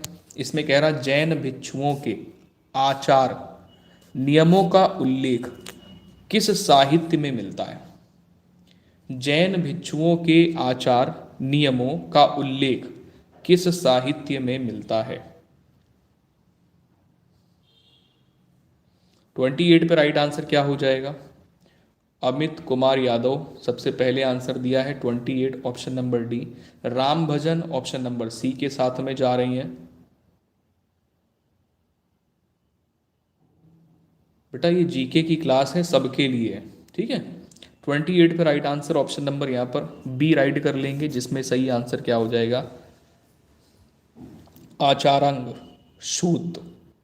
जैन भिक्षुओं के आचार नियमों का उल्लेख किस साहित्य में मिलता है, तो आचारंग सूत। नेक्स्ट क्वेश्चन पे आ जाइए। अगला क्वेश्चन ये रहा 29 नंबर आपके स्क्रीन पर है। कह रहा किस बौद्ध साहित्य में मौर्य शासक अशोक के बारे में सूचना मिलती है।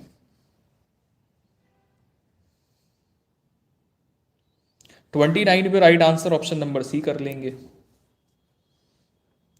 कह रहा है कि किस बौद्ध साहित्य में मौर्य शासक अशोक के बारे में सूचना मिलती है, तो आंसर यहां पर हो जाएगा अभिधम्म पिटक। तो पिटक तो ठीक है, लेकिन अभिधम्म आपको ध्यान रखना होगा, अभिधम्म पिटक। अगला क्वेश्चन ये रहा आपके स्क्रीन पर है, बहुत ही ज्यादा इंपॉर्टेंट क्वेश्चन। देखो इसमें पूछा क्या क्या गया है, ये वाला पूछा जा चुका है और ये वाला पूछा जा चुका है, ठीक है। किसके शासनकाल में कौन आया कौन गया, कौन कब आया, ठीक है, ये पूछा जा चुका है। निम्नलिखित में से कौन सा सुमिलित नहीं है, ये पूछ रहा है, सही सुमिलित कौन सा नहीं। जैसे यहां पर है चीनी यात्री, आगमन कब हुआ, तो फहान कब आया, तो फहान कब आया यहां पर भैया, फहान का तो आपका सही है 375 से 415 के ईस्वी के बीच में, ठीक है। और संग युगन ये भी आपका 518 की 518 में आया। हेनसांग 629 में आया। लेकिन यहाँ पर जो ऑप्शन नंबर डी है ये सही नहीं होगा, क्योंकि जब ये तीन सही है तो ये तो गलत होगा ना। ठीक है, इसमें हो जाएगा आपका इत्सिंग, जो कि गलत है, 1105 ईस्वी। नेक्स्ट क्वेश्चन पे आ जाइए। अगला क्वेश्चन ये रहा, आपके स्क्रीन पर है। इसमें अरबी लेखक दिए हैं और उनकी रचनाएं हैं। अरबी लेखक और उनकी रचनाएं।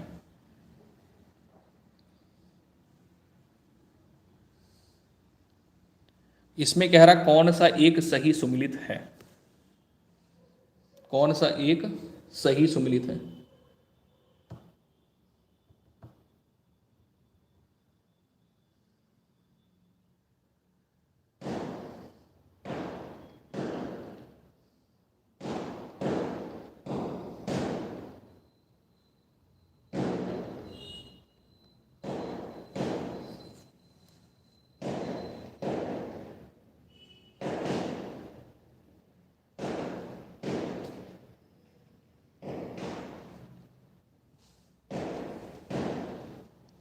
मजा आ रही है सबको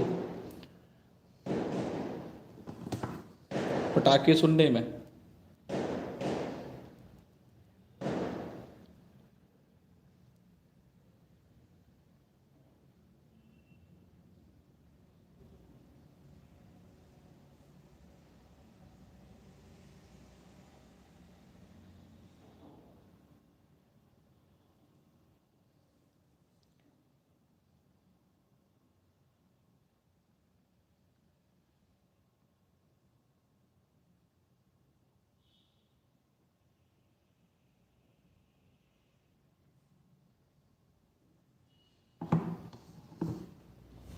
सच में?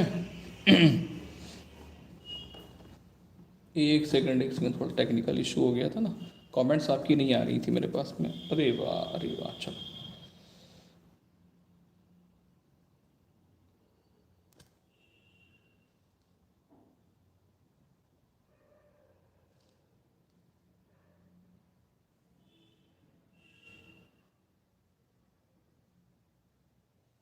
चलिए कोई बात नहीं, धीरे धीरे सब, जब टफ क्वेश्चन करोगे ना तो फिर मजा आएगी।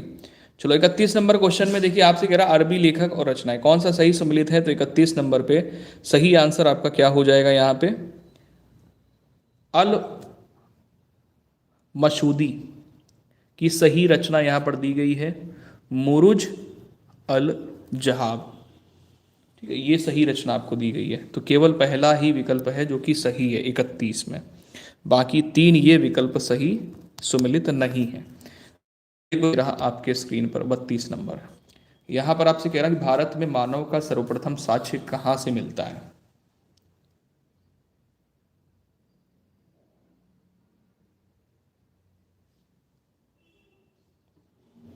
एक बार रिफ्रेश कर लीजिएगा।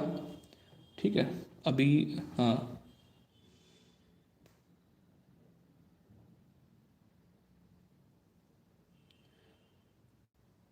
चलिए ध्यान दीजिएगा। 32 नंबर क्वेश्चन है, भारत में मानव का सर्वप्रथम साक्ष्य कहां मिला। तो राइट आंसर कर लेंगे 32 में, ऑप्शन नंबर आपका डी हो जाएगा, नर्मदा घाटी में। नेक्स्ट क्वेश्चन पे आ जाएंगे। अगला क्वेश्चन ये रहा, 33 नंबर क्वेश्चन आपके स्क्रीन पर है। जिस काल की लिपि को पढ़ा नहीं जा सकता उसे क्या नाम दिया गया। जिस काल की लिपि को, लिपि यानी लिखावट को पढ़ा नहीं जा सकता उसे क्या नाम दिया गया। उसका नाम दे दिया गया आद्य ऐतिहासिक काल। आद्य ऐतिहासिक काल दे दिया गया उसका नाम। नेक्स्ट क्वेश्चन पे आ जाइए। अगला क्वेश्चन यहां पर ये रहा आपके स्क्रीन पर, 34 नंबर क्वेश्चन है। रॉबर्ट ब्रूस फुट थे एक कौन। इतिहासकार थे, या फिर शास्त्री थे ये, या वैज्ञानिक थे, कौन थे ये।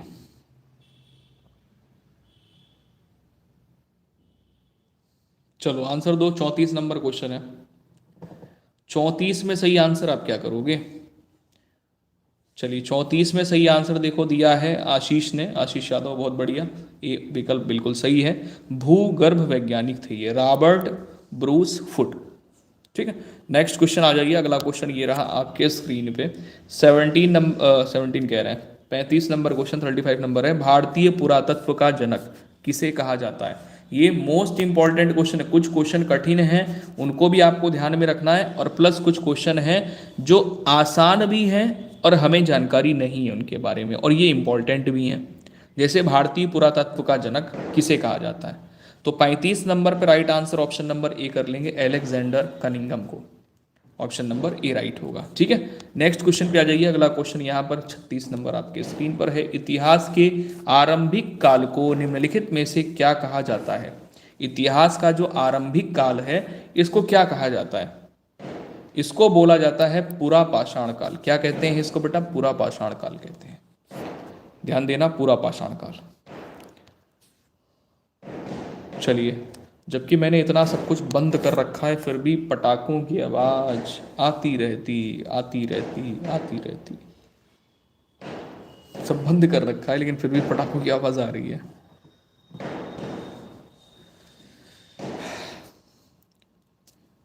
सैंतीस पे right answer option number B कर लेंगे, क्योंकि पूछा इसमें यह गया है कि काल या युग, कोई एक बोल दे। किस युग में पत्थर के औजार सबसे पहले पाए गए? तो पुरा पाषाण में। ठीक है, पत्थर के औजार सबसे पहले किस युग में पाए गए? तो पुरा पाषाण युग या पुरा पाषाण काल। ऑप्शन नंबर बी राइट हो जाएगा। नेक्स्ट क्वेश्चन पे आ जाओ। अगला क्वेश्चन पुरा पाषाण के बारे में ही है, तो इसमें समझना कि कौन से कथन हैं जो कि सही हैं और कौन से गलत हैं। पुरा पाषाण को लेकर के ही ये क्वेश्चन है। ठीक है, भारत में पूछा गया है, देखो, भारत में पुरा पाषाण युग के बारे में निम्नलिखित कथनों पर विचार कीजिए। ठीक है, कथनों पर क्या करना है? विचार करना है। ध्यान देना।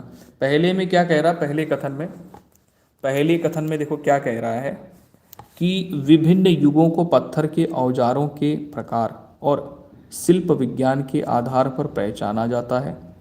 तो इस युग में पत्थर के औजारों के प्रकार और शिल्प विज्ञान के आधार पर पहचाना जाता है, ये तो सही है। दूसरे में कह रहा है कि विभिन्न युगों के अंदर औजारों के प्रकार और शिल्प विज्ञान में कोई क्षेत्रीय विभिन्नता नहीं है, ये गलत है। विभिन्नता है। विभिन्न युगों की पाषाण युग संस्कृति पूरे उपमहाद्वीप में एक अमिश्र, एक रेखीय ढंग से एक समान विकसित हुई है, ये भी सही नहीं है। तो केवल यहाँ पर आप क्या करोगे? पहला सही है। क्या करोगे? केवल पहला वाला जो कथन है वो सही है। अगला क्वेश्चन ये रहा आपके स्क्रीन पर 39 नंबर क्वेश्चन। यहाँ पर आपसे क्या कह रहा है कि फलक संस्कृति का संबंध निम्नलिखित में से किस काल से है? फलक संस्कृति का संबंध निम्नलिखित में से किस काल से है? तो 39 पे आपका जो सही आंसर है वो बन जाएगा मध्य पुरा पाषाण काल से फलक संस्कृति का संबंध है। नेक्स्ट क्वेश्चन पे आ जाएंगे। अगला क्वेश्चन ये रहा आपके स्क्रीन पे, 40 नंबर क्वेश्चन है। इसमें कह रहा विंध्य क्षेत्र के किस पाषाण स्थल से अधिकतम संख्या में मानव खोपड़ी का साक्ष्य मिलता है?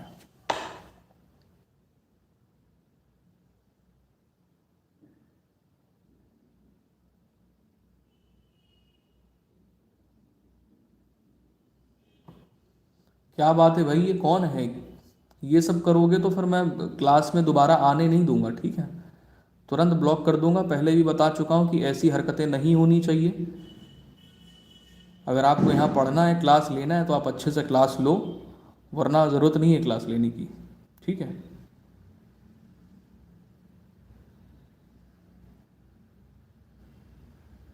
पहले भी मना किया हुआ है। सभी जो प्यारे भाई बहन ध्यान दें, यहाँ पर आप केवल जिस उद्देश्य से आते हैं वही काम करें। अगर आपको कोई नहीं जानता है, बिना वजह परेशान कर रहा है, कोई मैसेज कर रहा है, आप उसे ब्लॉक कर दीजिए, क्योंकि किसी से कोई लेना देना नहीं है। आप अपने पढ़ाई पे फोकस करिए, अपने एम पे फोकस करिए। ठीक है, कोई आपको नहीं जानता है या जानने की कोशिश कर रहा है, कोई मतलब नहीं है, कोई मतलब ही नहीं है।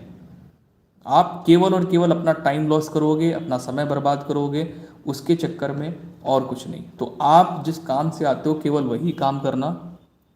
यकीन मानो, अगर जो काम हम लोग कर रहे होते हैं और बहुत अच्छे ढंग से करते हैं, उसी में ही सक्सेस होते हैं। पता चला हम काम कुछ और करने आए और करने कुछ और लगे, तो फिर वहाँ पर हम फेल ही होंगे 101%। कितने भी अपने आप को ब्रिलियंट मानते हो, कितने भी हम आपको अपने आप को ब्रिलियंट मानते हो, जब आपसे किसी की नहीं बन रही, किसी से नहीं पट रही, तो मतलब ही नहीं है, किसी से बात ही मत करो। सबसे अच्छा आगे बात बढ़ेगी नहीं, कुछ होगा नहीं।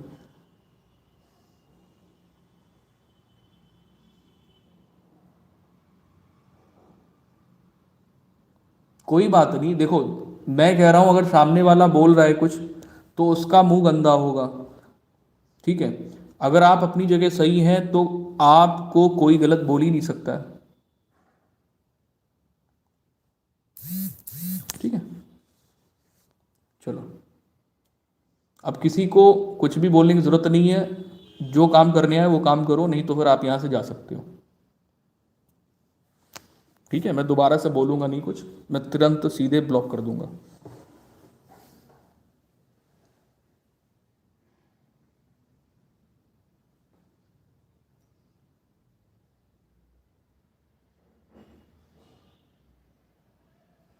आशीष, मैं भी कमेंट देख लूंगा, ठीक है। ऐसी कोई बात है तो हम बिल्कुल उसके लिए एक्शन लेंगे, ऐसा कोई नहीं है। सभी हमारे लिए बराबर हैं, एक जैसे हैं। 40 नंबर पे राइट आंसर क्या होगा? 40 नंबर पे सही आंसर क्या होगा? विंध्य क्षेत्र के किस पाषाण स्थल से अधिकतम संख्या में मानव खोपड़ी का साक्ष्य मिलता है? तो लेखिया करेंगे, लेखिया, लेखिया ऑप्शन नंबर आपका।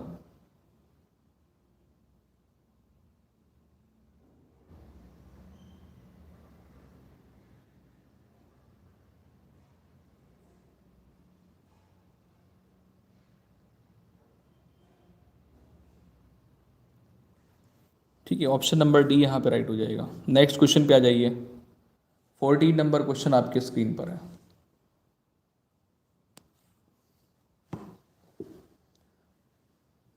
देखिए वो मुझ पे छोड़ दीजिए, मुझे क्या करना है क्या नहीं करना है। आप क्लास लें, ठीक है, आप लोग क्लास लें और कुछ ना करें। अरे वो मुझ पे छोड़ दो, आप लोग आपस में ही लड़ जा रहे हो, तो फिर ये तो ना समझी वाली बात हो जाएगी, ठीक है। वो मुझ पे छोड़ दीजिए, मुझे क्या करना क्या नहीं करना वो मुझ पे छोड़ दीजिए। आपको जब किसी से कोई लेना देना नहीं है। चलिए 41 पे राइट आंसर ये करेंगे। मध्य पाषाणिक प्रसंग में पशुपालन के प्रमाण जहां मिले हैं वह स्थान है। ऑप्शन नंबर यहां पर सी राइट कर लेंगे,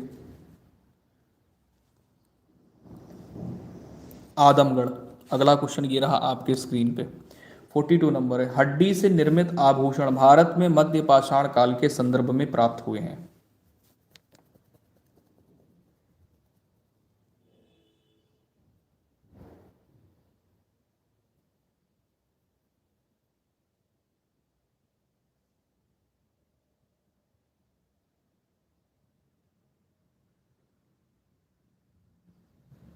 42 पे right answer option number B कर लेंगे, मद महदहा। ठीक, क्या दिया हुआ है? महदहा से हड्डी से निर्मित आभूषण भारत में मध्य पाषाण काल से के संदर्भ में प्राप्त हुए हैं। तो कहाँ से? महदा से। ऑप्शन नंबर बी राइट होगा। नेक्स्ट क्वेश्चन पे आ जाएंगे। 43 नंबर क्वेश्चन है, इसमें कह रहा निम्नलिखित में से किन स्थानों के मध्य, निम्नलिखित में से किन स्थानों के मध्य स्थानों से मध्य पाषाण काल में पशुपालन के प्रमाणन मिलते हैं? पशुपालन के प्रमाणन मिलते हैं। तो 43 पे राइट आंसर आप क्या करोगे भाई? पशुपालन के जो प्रमाणन मिलते हैं वो बागौर से मिलते हैं। नेक्स्ट क्वेश्चन पे आ जाएंगे। अगला क्वेश्चन यहाँ पर है कि पहिए का आविष्कार कब हुआ? मोस्ट इंपॉर्टेंट क्वेश्चन, पहिए का आविष्कार कब हुआ? मोस्ट इंपॉर्टेंट क्वेश्चन है, पहिए का आविष्कार कब हुआ?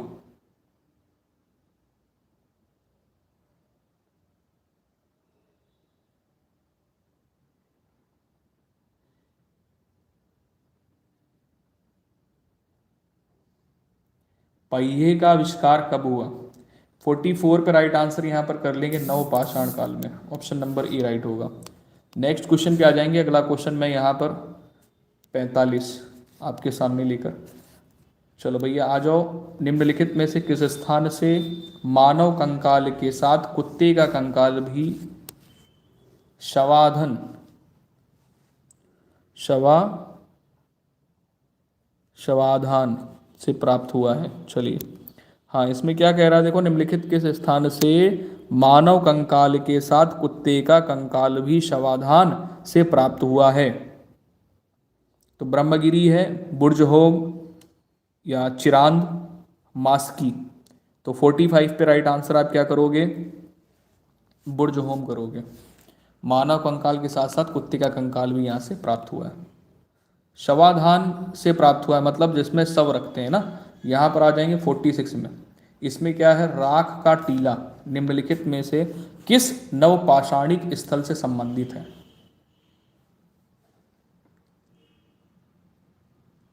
विनय राजपूत, गुड इवनिंग। राख का टीला निम्नलिखित में से किस नवपाषाणिक स्थल से संबंधित है? तो 46 पर राइट आंसर हो जाएगा संगन कल्लू से। अगला क्वेश्चन ये रहा आपके स्क्रीन पे, नवपाषाण काल के लोगों द्वारा पाला गया प्रथम पशु था। वेरी इंपॉर्टेंट क्वेश्चन आपके स्क्रीन पे। 47 पे राइट आंसर हो जाएगा कि नवपाषाण के लोगों द्वारा जो पहला पशु पाला गया वो है कुत्ता। कौन सा पशु है? कुत्ता। नेक्स्ट क्वेश्चन पे आ जाएंगे। अगला क्वेश्चन ये रहा आपके स्क्रीन पे। इसमें है नवदा टोली किस राज्य में अवस्थित है? नवदा टोली किस राज्य में अवस्थित है? 48 पे राइट आंसर आपका क्या होगा? मध्य प्रदेश में, ये एमपी में है, ठीक है। नवदा टोली किस राज्य में अवस्थित है? तो मध्य प्रदेश में।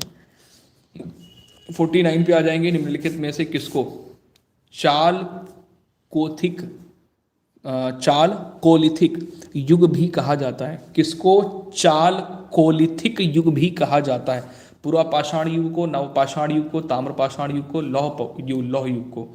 तो 49 पे राइट आंसर हो जाएगा ताम्रपाषाण युग को चाल कोथिलिक चाल कोलिथिक युग भी कहा जाता है। ऑप्शन नंबर सी राइट होगा। नेक्स्ट क्वेश्चन पे आ जाएंगे। 50 नंबर क्वेश्चन आपके स्क्रीन पर है।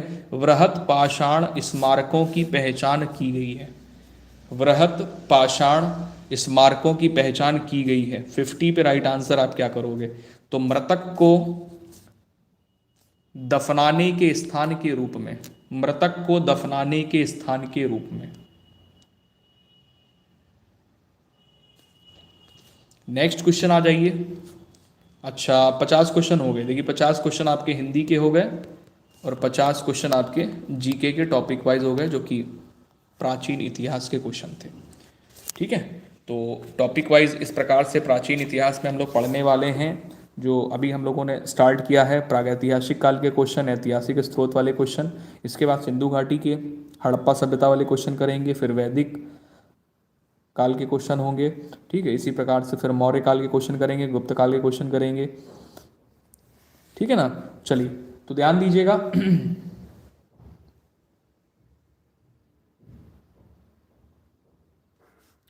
इसके बाद में साइंस की क्लास आपकी होगी, तो वो मैं स्टार्ट कर रहा हूं 10 मिनट में स्टार्ट करूंगा। तब तक आप लोग रेस्ट कर लें, अपनी आंखों को थोड़ा आराम दें। साइंस की क्लास इसके नेक्स्ट इवेंट लगा हुआ है, ठीक है ना। इवेंट सभी प्यारे भाई बहन ध्यान देंगे, 2 बजे का इवेंट लगा है। वो क्लास जो नहीं हो पाई थी वो अभी मैं करवाऊंगा, ठीक है बेटा। चलिए मिलते हैं अगले लाइव सेशन में। जय हिंद सभी को। और डेली आपकी जो क्लास है बीएड एंट्रेंस एग्जाम की तैयारी को लेकर के मॉर्निंग में आपकी जो क्लास है वो 11 बजे डेली शुरू होती है, ठीक है। पहली क्लास हिंदी और जीके की, और दूसरी क्लास जो है वो 12 बजे से आपकी रहती है रीजनिंग की, और डेली आपकी जो साइंस की क्लास है वो 2 बजे से होती है, ठीक है। पीडीएफ के लिए टेलीग्राम से आप लोग जुड़ जाएं। जय हिंद सभी को। आप